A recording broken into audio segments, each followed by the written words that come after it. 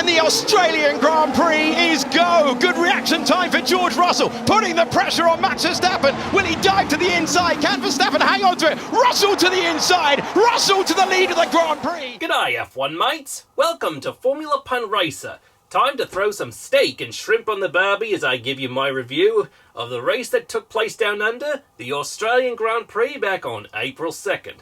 And boy oh boy, it was definitely a race to remember, with a lot of mixed opinions to go at it. And it all began with championship leader Max Verstappen of Red Bull starting on pole.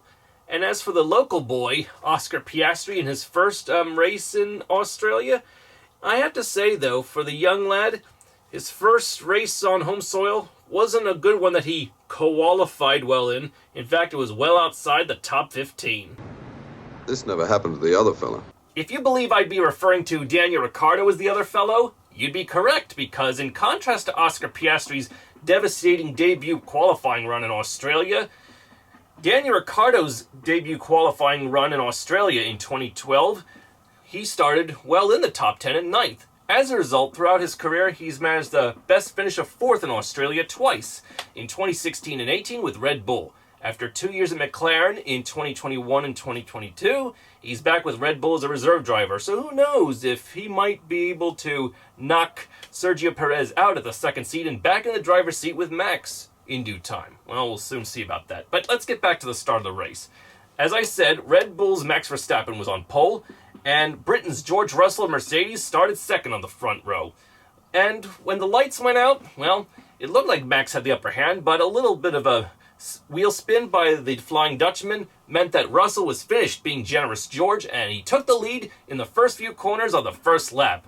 Unfortunately for defending winner Charles Leclerc, who won the Australian Grand Prix last year in the Ferrari, a few hundred yards is all he could finish, because after being slightly clipped by Lance Stroll, it was game over for the Monegasque. So much for a back-to-back win in Australia.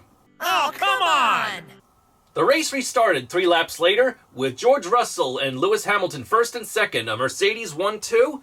Unfortunately, by lap 7, things were starting to get crazier after the yellow caution that took out Charles Leclerc, because then Williams driver Alexander Albon of Thailand lost control and hit the Thai barrier, spewing gravel all over the road. So for the young Thai driver, his race was all tied up as the race was brought under red flag conditions to sweep up the gravel. No doubt about it, for the track officials to take their time sweeping up all that gravel and getting Albon's car off the track was a hell of a long wait for us fans and drivers to get back to racing conditions. But when they did, it was lap 10 and it was a standing start once again. This time it was Lewis Hamilton starting in the lead with Max Verstappen second and George Russell a few positions back after he pitted under red flag conditions to get fresh tires. Unfortunately, by lap 18, as Hamilton and Max were still duking it out for the lead, Lewis's teammate George Russell was out when his car went up in a puff of flames, and no doubt about it, Russell was red hot mad about this. Fuming like crazy, I'm sure. Tough luck, George. Oh, not again. Okay, that was a little weird. But anyway, George Russell, if you're watching this video, I'd like to tell you I'm really sorry that your car let you down and you didn't make it to the podium to drink the champagne. I can imagine how depressing that is. But in any case, George, if you're feeling depressed about it, if this is what I would do if I was in your shoes. If you can't have champagne, just have something that is a little cheaper, and this is how I would do it.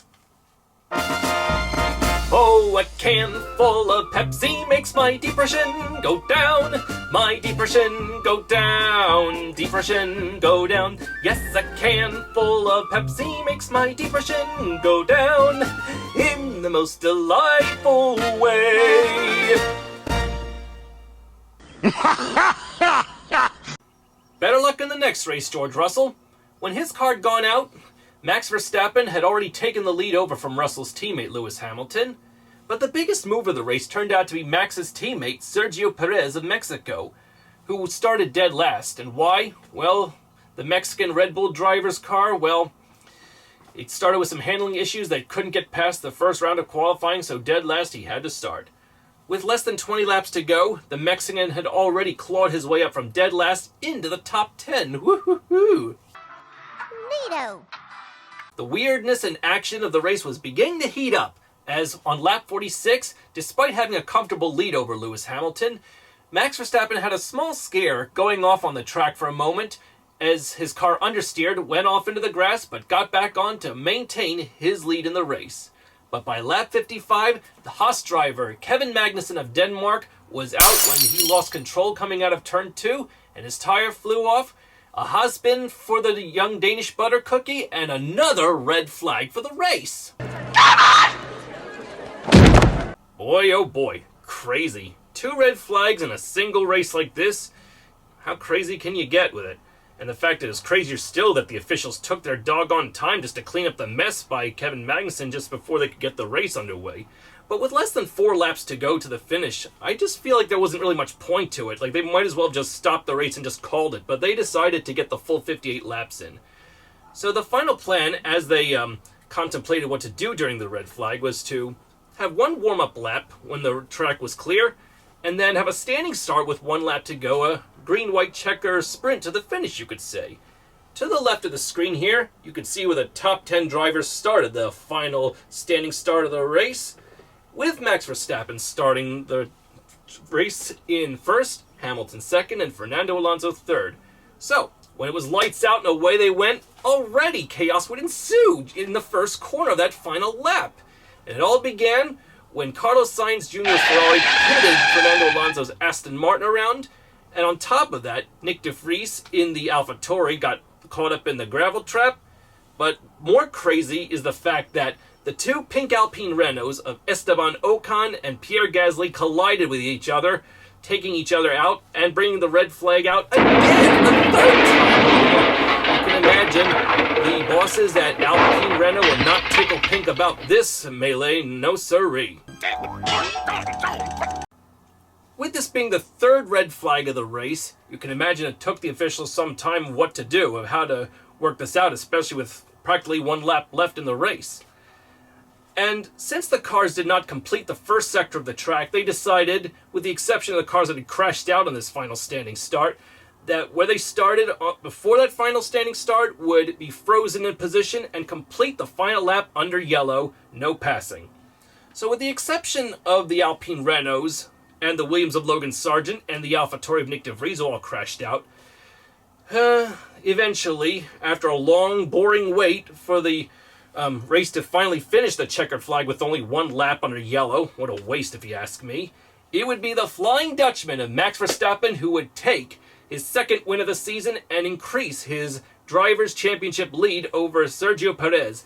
Lewis Hamilton would finish 2nd, and despite the fact that Fernando Alonso got pitted around, he was able to continue finishing the race in 3rd. And Carlos Sainz Jr., well, he did finish 4th on the track. Because of his pitting Fernando Alonso around, he was given a 5-second penalty and demoted from 4th all the way back to 12th. So this is indeed a tough day for Ferrari that they'd want to forget. And I'm sure they're probably mad at FIA even now for giving him this penalty. Who knows? There might even be fighting within the Ferrari team as well in terms of how they should have run things between Leclerc and Sainz Jr. and you name it. Why did you judge me? You killed innocent people. The means to an end. You started a massacre. I caused the revolution. You betrayed the law. Law! How about that?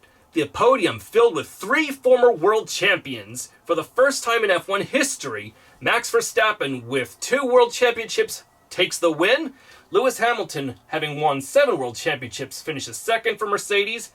And 3rd, Fernando Alonso, who also has won 2 championships, finishes 3rd. This is also Fernando Alonso's 3rd place finish in a row this season, and for Aston Martin. So this has got to be something sweet for the Aston Martin team to appreciate. And because of Sainz's demotion, this also thrust a few drivers forward indeed, especially Lance Stroll of Canada, finishing 4th for Aston Martin, bringing Aston Martin a little further ahead of Mercedes in the constructors' points. Congratulations, Lance, on your 4th place finish. May not have been your best finish in your career so far, but it's a sign of good things to come, eh? With this whole shuffle of cars going about, this definitely helped Oscar Piastri get in the points, as I said. As a result, not only did he get in the points for the first time in his career, the fact he did it on home soil is even sweeter still for the young Aussie. By finishing in 8th, he had gained 4 points. Congratulations, mate, on getting your first career points on home soil. After 3 rounds in the F1 season, Max Verstappen still holds the points lead by 15 points ahead of his teammate Sergio Perez. And with Red Bull still leading the Constructors' title, Aston Martin, after 3 third-place finishes with Fernando Alonso at the helm, is 58 points behind Red Bull in the Constructors' Championship. So with Fernando Alonso having 3 back-to-back-to-back third-place finishes, who knows if in the next round he can make it a back-to-back-to-back to Baku result of podium finishes. What do I mean by that? The next round is April 30th, the Azerbaijani Grand Prix in the streets of Baku. So, Fernando Alonso, Lance Stroll, being an Aston Martin fan, I got your back, or maybe I should say I got your Baku. Considering how many delays there were because of these red flags throughout the Australian Grand Prix, and the fact that it was real early in the morning in my time zone to stay up and watch the race, I tell you, the wait for the action to start was becoming quite a bit of a snore fest for me. The fact I was able to stay up for it all is just a miracle, and oh boy, just thinking about it just makes me feel sleepy.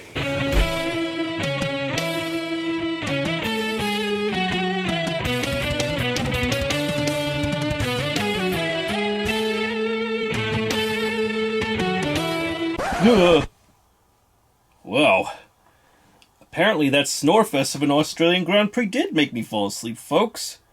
Still, I had a lovely racing dream as I dozed off like that. But I'll tell you about it later. Let me finish this video review of the Ausgp, okay? Oh, boy, what a beautiful racing dream that was. If you want to know what it was, let me know and I'll tell you in the next video. But in the meanwhile, I like to say this concludes my video review of the Australian Grand Prix. Thank you for tuning in. If you like this video, please share and subscribe to FormulaPunRacer. Get your friends and family members to subscribe to this wonderful channel for more humorous racing content on IndyCar and F1 racing. And I'll see you in the next video. And I'll leave you with the final results of the Australian Grand Prix and when the next F1 round is in Baku, Azerbaijan, and where and when you can tune in. Congratulations, Max Verstappen, on your 2nd win of the season. Congrats, Aston Martin, for being 2nd in points, and Fernando Alonso for making history, all right, for 3 third-place finishes in a row, the oldest in F1 to do so. Congratulations, and I'll see you all once again in the next video. I'm Aaron Cylinder, firing on all cylinders.